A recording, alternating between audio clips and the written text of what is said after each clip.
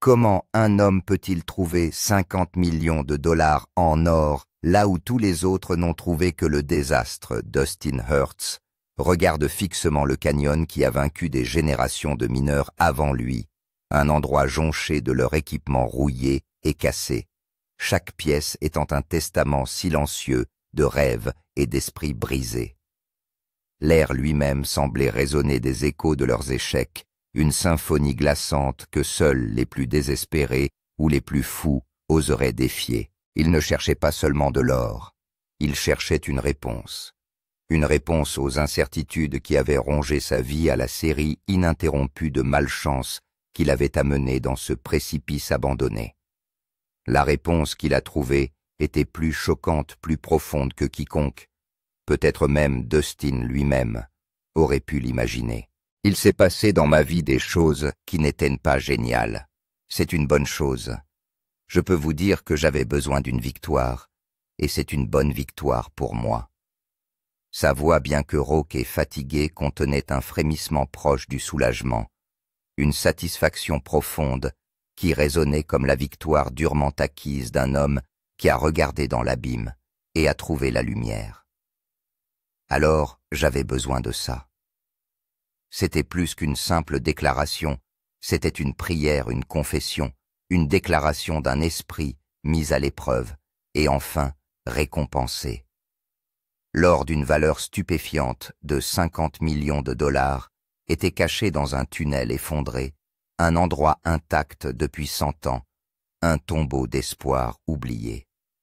Sa découverte a été une affirmation brutale et magnifique que les plus grands trésors sont parfois gardés par les plus grands dangers.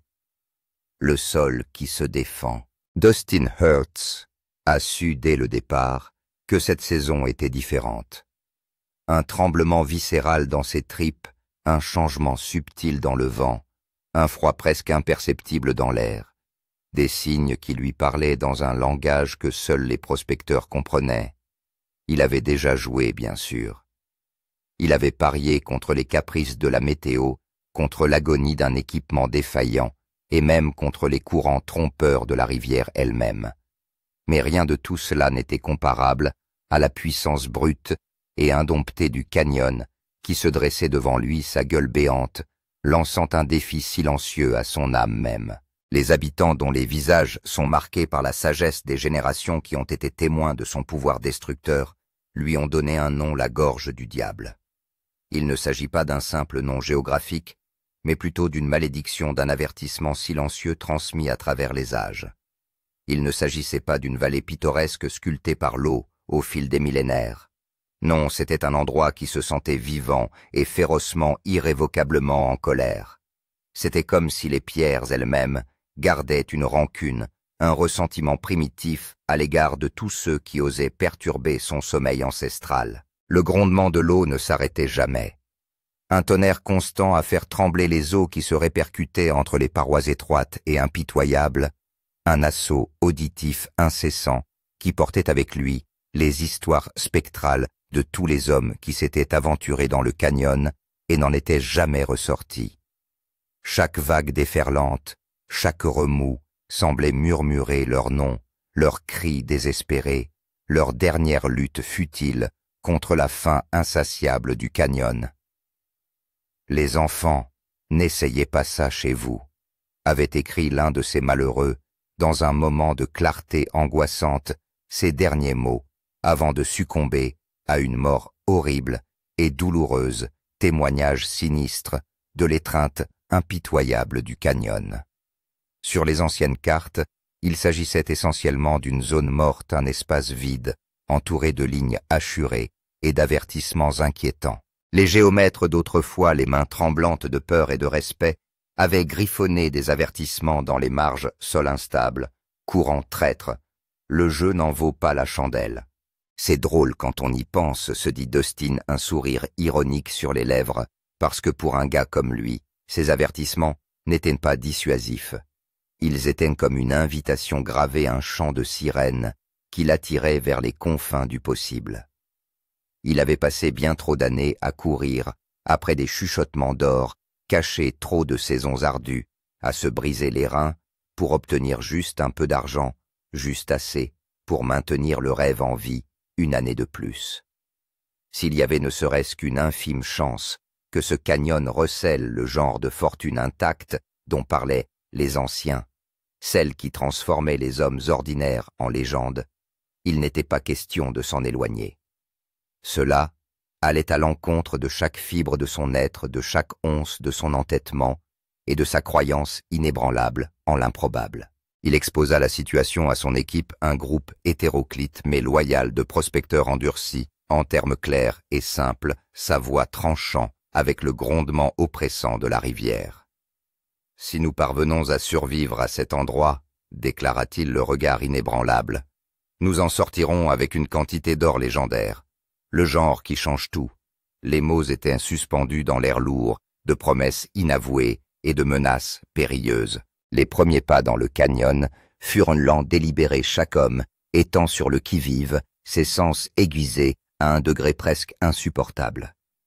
Les parois du canyon semblaient se presser contre eux, un étau géologique resserrant son emprise de plus en plus serrée au fur et à mesure qu'ils s'aventuraient dans son intimidante étreinte.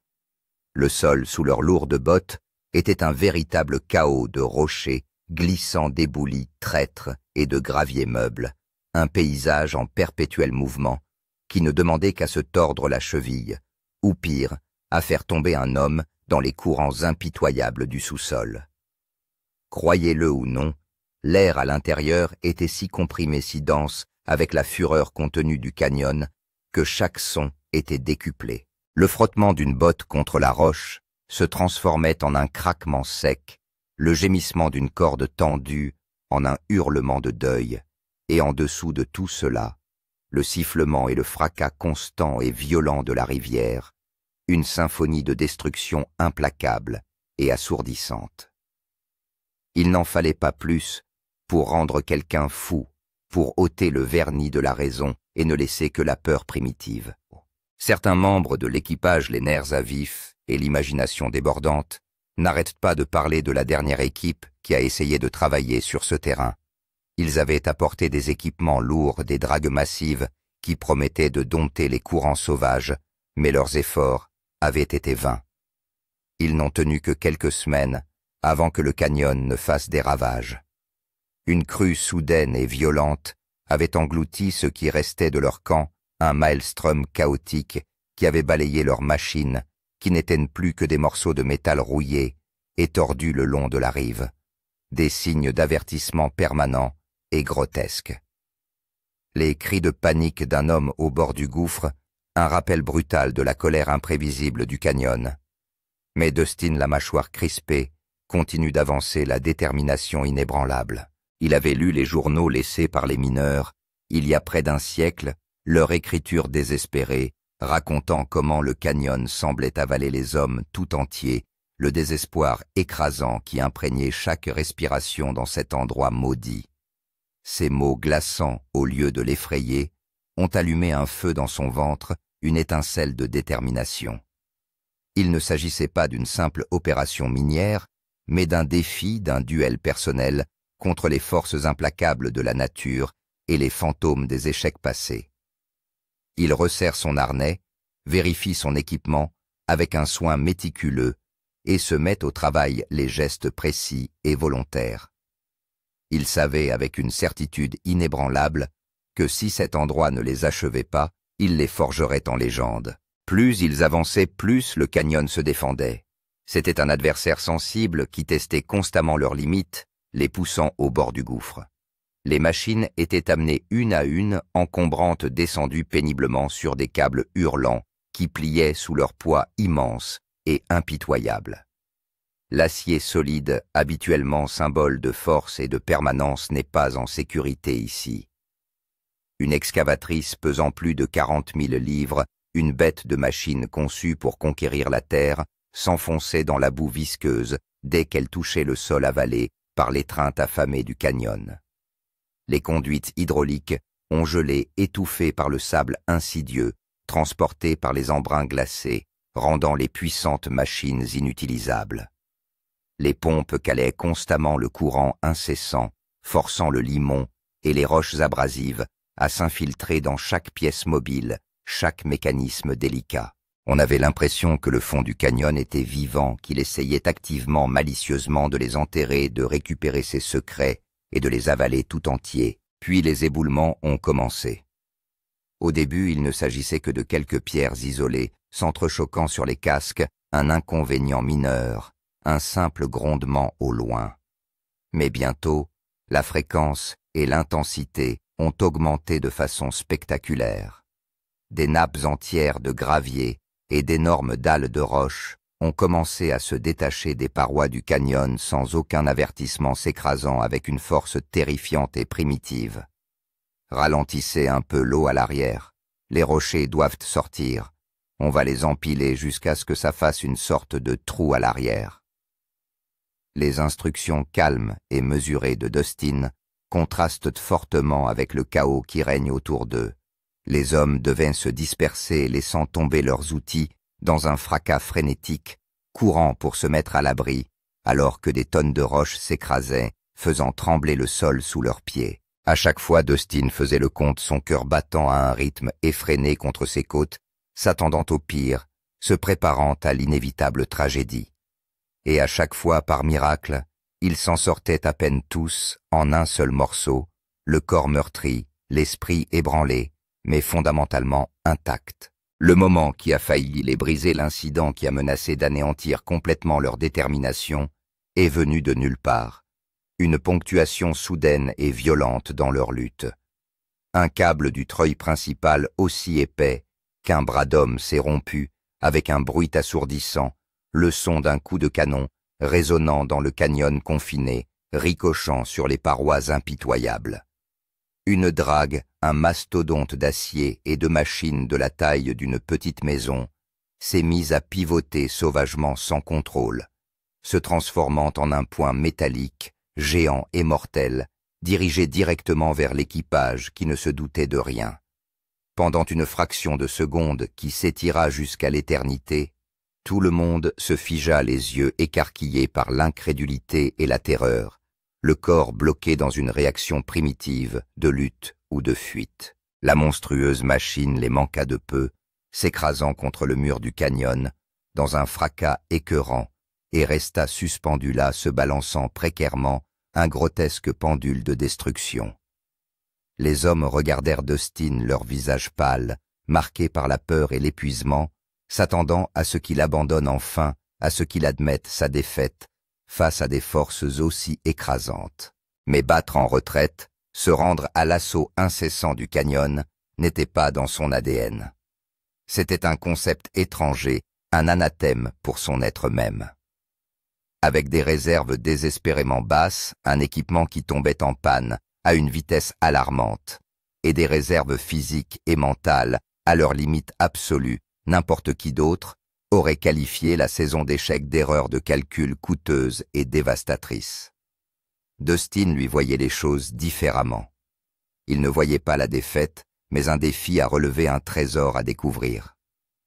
Il a rassemblé l'équipe épuisée, les épaules affaissées, les yeux lourds de fatigue, et a annoncé quelque chose qui semblait complètement fou, un mouvement qui défiait toute logique et toute raison. « Nous sommes venus ici pour 2000 onces », a-t-il déclaré, sa voix résonnant avec une conviction renouvelée. « Mais ce n'est pas suffisant. Pas pour ce que nous avons vécu. Nous portons l'objectif à 300-500 onces. » Les hommes le regardent fixement, silencieux, leur esprit s'efforçant de comprendre l'audace de sa déclaration. C'était un geste né d'un désespoir pur et simple, ou peut-être d'un éclair de génie pur et simple. Ce canyon n'était plus seulement un défi, c'était une guerre, une affaire profondément personnelle et inachevée, qui exigeait chaque once de leur courage et de leur résilience. Alors que l'équipage tente d'assimiler ce nouvel objectif apparemment impossible, l'esprit de Dustin est déjà ailleurs, ses pensées se bousculent, son intuition bourdonne. Il le sentait dans ses tripes, une certitude profonde et primitive. Il y avait des espaces invisibles sous la rivière rugissante des secrets que l'eau gardait jalousement, d'anciens mystères qui attendaient d'être dévoilés.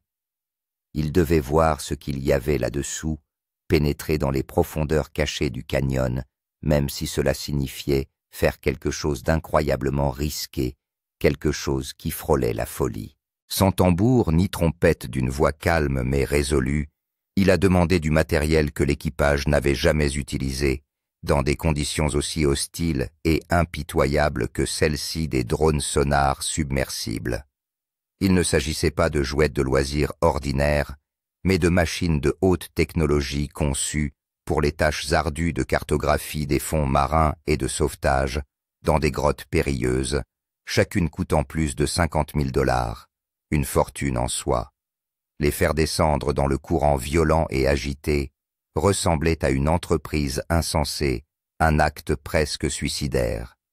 Les drones ont été frappés et ballottés si violemment par l'eau, en furie, qu'il semblait certain qu'ils seraient déchiquetés, leurs composants coûteux éparpillés sur le sol du canyon. Mais Dustin, les yeux rivés sur les images granuleuses qui défilaient sur les écrans, les poussait à s'enfoncer davantage dans l'abîme invisible. Lentement, péniblement, comme un fantôme émergeant de la brume tourbillonnante, le fond trouble du canyon commença à se dessiner. Je ne sais pas s'il n'y a pas de l'or là-dessous, mais je me suis déjà fait avoir. C'est comme ça. C'est le plus grand pari de ma vie en ce moment. Sa voix était un murmure bas, une confession brute d'espoir teintée de l'amertume des déceptions passées. Et puis, c'est arrivé. Une onde de choc collective a traversé l'équipe, une soudaine poussée d'adrénaline qui a fait battre tous les cœurs. Le sonar a révélé un vide, une énorme tache sombre parfaitement circulaire sous le lit tumultueux de la rivière. Il s'agissait d'un tunnel effondré, dérivé du canal principal d'un passage souterrain d'une chambre secrète dont personne ne connaissait l'existence. « Prends ça », chuchote Dustin, sa voix étant à peine audible au-dessus du bourdonnement de l'équipement. Ce n'était pas seulement un espace vide, une cavité creuse dans la terre. Les scanners montraient des amas denses sous les décombres des formes obscures qui ne pouvaient signifier qu'une seule chose. Des roches riches en minéraux scellés sous des tonnes de pierres impitoyables et d'eau bouillonnante, un trésor enfoui par le temps et la géologie. La forme ne correspondait pas du tout à une grotte naturelle. Elle était trop droite, trop précise, trop géométrique. Quelqu'un avait creusé cette grotte. Quelqu'un était déjà venu ici, ses efforts brusquement interrompus, ses rêves enterrés. Dustin sortit immédiatement les vieux journaux tachés par les intempéries, leurs pages cassantes et jaunies, par l'âge l'encre délavée, mais encore lisible. Il les feuilleta frénétiquement, ses doigts, traçant l'écriture désespérée. Les mots délavés parlaient d'un gisement d'or impossible à trouver dans les profondeurs du canyon, un filon légendaire qui avait été rejeté comme un mythe fantaisiste pendant des décennies. Nous avons besoin d'une bonne paye en or. Un bon nettoyage nous arrangerait bien. Le désir ardent, le désespoir brut de ces mineurs morts, depuis longtemps, ont résonné tout au long du siècle. Tout le monde avait considéré qu'il s'agissait d'un mythe, d'une histoire désespérée, d'un mineur raté trop dangereuse, trop profonde, trop improbable pour être vraie. Mais maintenant, l'écran devant eux leur montrait des preuves irréfutables. La carte tridimensionnelle esquisse un passage qui s'incurve comme une veine sinueuse à travers la roche solide, avec des poches si denses qu'elles brillent sur le sonar, suggérant des veines de quartz pur traversées par de l'or scintillant. L'équipage se lance dans une discussion animée, une cacophonie de peur et d'avidité. Certains affirment avec véhémence, la voix tremblante, que tenter d'ouvrir un tunnel enfoui sous une rivière en furie est une décision fatale, une condamnation à mort assurée. D'autres fixaient à la carte, les yeux écarquillés par un mélange d'admiration et d'avarice, voyant enfin ce que Dustin avait vu, une fortune qui pourrait réécrire toute leur vie, pas seulement leur compte en banque, mais leur destin même. Il a tranché le débat par une déclaration simple et décisive, sa voix résonnant d'une résolution inébranlable. Nous n'allons plus courir après de minuscules paillettes d'or dans la rivière. Nous allons ouvrir ce tunnel. Peu importe ce qui avait arrêté ces mineurs il y a un siècle, peu importe la terreur ou la catastrophe géologique qui avait scellé leur destin, ils allaient de l'affronter de plein fouet. Le plan était téméraire, absolument fou. Mais c'était leur seule véritable chance de toucher le jackpot, de s'emparer de la fortune légendaire qui était désormais à leur portée. Les jours suivants ont été le théâtre d'une ingénierie frénétique, d'un effort herculéen contre le temps et l'opposition implacable du canyon. Des cages d'acier fabriquées sur mesure pour les conditions brutales ont été descendues pour renforcer les points les plus faibles du canyon en soutenant la roche contre ses propres tendances destructrices. Des ancres robustes et impitoyables ont été forées profondément dans la pierre ancienne, sécurisant ainsi leur ancrage précaire. Petit à petit, à force de sueur et de volonté, le site est passé d'un piège mortel à quelque chose qui ressemblait presque à une forteresse, un bastion de l'ingéniosité humaine face à la puissance brute de la nature. Et lentement, laborieusement, un puits a commencé à s'ouvrir dans le passage caché. C'était un trou dans le passé, une porte qu'aucun être vivant n'avait vue depuis plus de 100 ans, un portail vers une époque oubliée, faite de rêves désespérés et de prières sans réponse. J'ai besoin d'une pause, mais je ne peux pas la prendre. Du tout. Le corps est défaillant, l'esprit est défaillant. Il faut continuer. Les mots griffonnés dans l'un des journaux de bord personnels de Dustin, un reflet brutal de l'exténuant tribut payé au travail. Lorsqu'ils entamèrent enfin la descente, l'ambiance dans le canyon changea, devenant encore plus sombre, plus chargée d'une révérence presque spirituelle. Les lampes frontales découpaient des cônes de lumière tranchants et éthérés dans l'obscurité impénétrable, dansant sur la roche ancienne, révélant sa beauté austère et impitoyable. L'air devenait plus froid, plus humide à chaque pas qu'ils faisaient. Le froid s'infiltrant dans leurs os, un rappel constant de l'étreinte froide de la terre. Le puits était rempli de fantômes de la présence persistante de ceux qui étaient venus avant eux. Ils trouvèrent des lanternes rouillées, toujours accrochées de façon précaire à la roche, leurs verres brisés, depuis longtemps, leur lumière éteinte. Des pelles brisées et des clous corrodés étaient éparpillés comme de vieux os, reliques muettes d'un labeur oublié.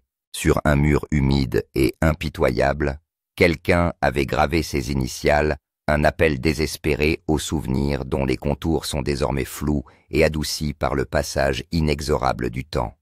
C'était une histoire silencieuse, une élégie poignante pour les hommes qui ont travaillé ici, qui ont rêvé ici, et qui inexplicablement ont disparu. Le tunnel s'enfonce plus profondément qu'il ne s'y attendait à plus de 100 pieds sous terre, une descente vertigineuse dans le cœur froid de la planète. Le sol était un mélange de boue et de glace, une menace constante pour leur équilibre. Ils étaient des intrus ici, des interlopes, terminant un travail qui s'était soldé par un échec et un mystère pour les hommes qui l'avaient commencé, dont les destins s'étaient entremêlés pendant un siècle. Ce tunnel sombre et oublié cachait plus que de l'histoire, il cachait un destin, un trésor spectaculaire, incroyable. Frappez le filon. Au fond de ce puits froid et silencieux, le faisceau d'une lampe de poche, perçant l'obscurité oppressante, a capté quelque chose qui a fait cesser la respiration de chacun, le cœur se serrant soudain dans la poitrine. C'était du quartz. Des veines d'un blanc éclatant, presque aveuglant, tranchant sur la pierre noire et impitoyable, scintillaient accrochant la lumière comme des diamants épars. Au début, dans la lumière faible et désorientante, on aurait dit une épaisse couche de givre, une illusion d'optique. Mais, lorsque la lumière s'est déplacée, dansant sur la surface, cela s'est produit.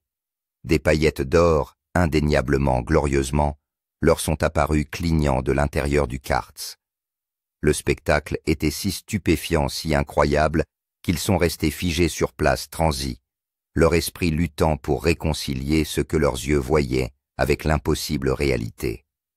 Ce n'était pas de la poussière microscopique les maigres récompenses pour lesquelles ils se battaient habituellement.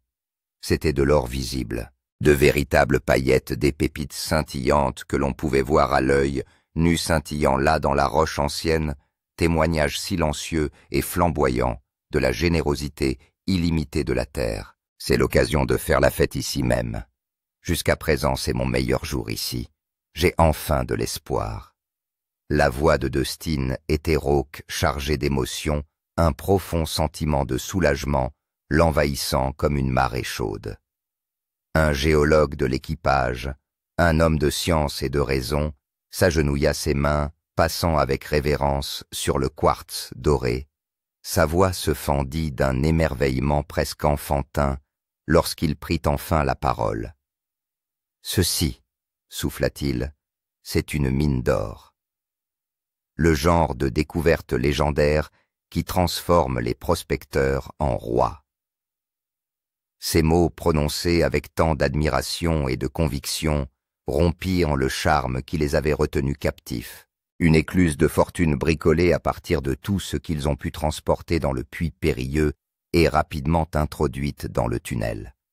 Les hommes travaillaient jusqu'aux genoux dans l'eau noire glacée, leurs muscles hurlant de protestation, alimentant frénétiquement à la main la machine rudimentaire en roche et en sédiment.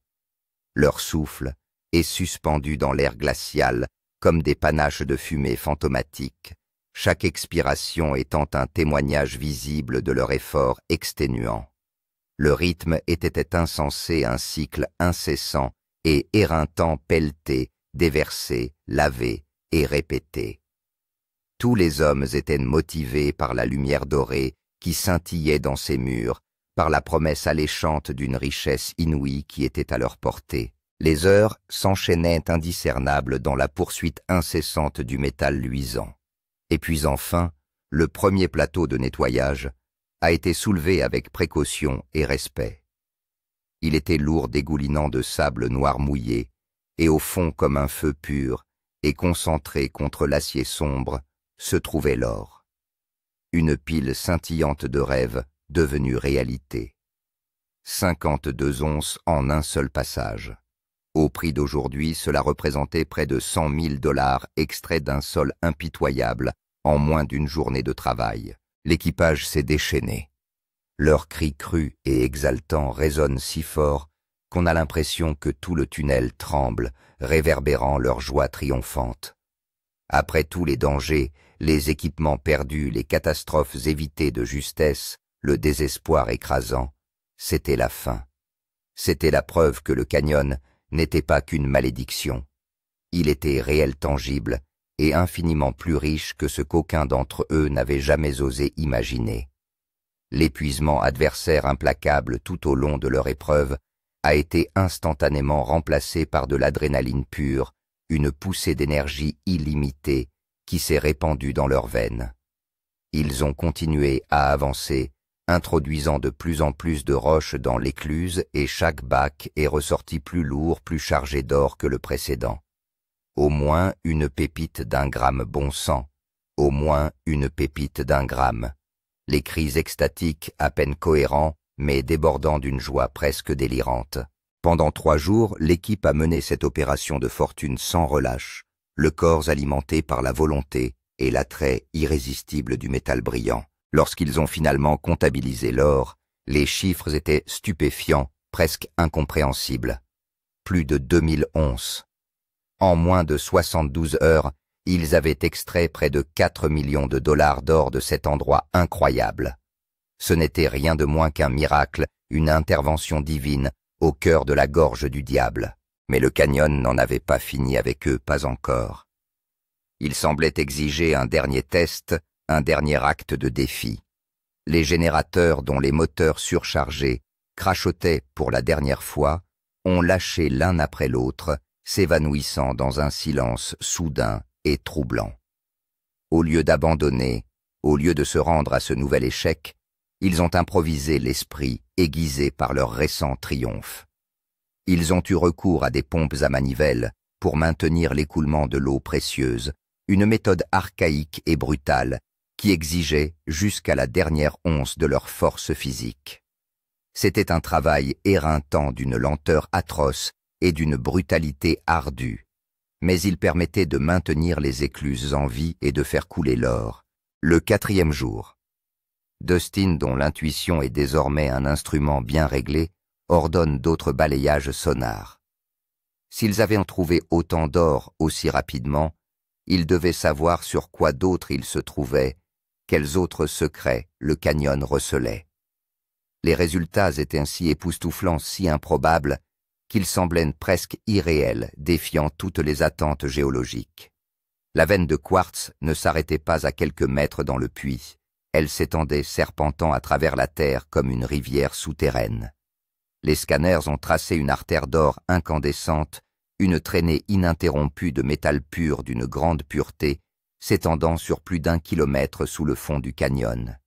Une seule et colossale rivière de trésors figée dans la pierre, attendant d'être libérée. Les carottages ont confirmé l'impossible, chaque échantillon étant recouvert d'une épaisse couche d'or pur scintillant. Les géologues dont les voix étaient empreintes d'un mélange d'incrédulité et d'exaltation ont estimé la valeur totale du filon à la somme étonnante de 50 millions de dollars, voire plus. Cette seule découverte au cœur de la tristement célèbre gorge du diable pourrait devenir l'une des plus riches de l'histoire moderne de l'Alaska, une légende chuchotée pour les générations à venir. Ils ont trouvé l'or, une fortune qui dépasse leurs rêves les plus fous. Mais le canyon a-t-il eu le dernier mot?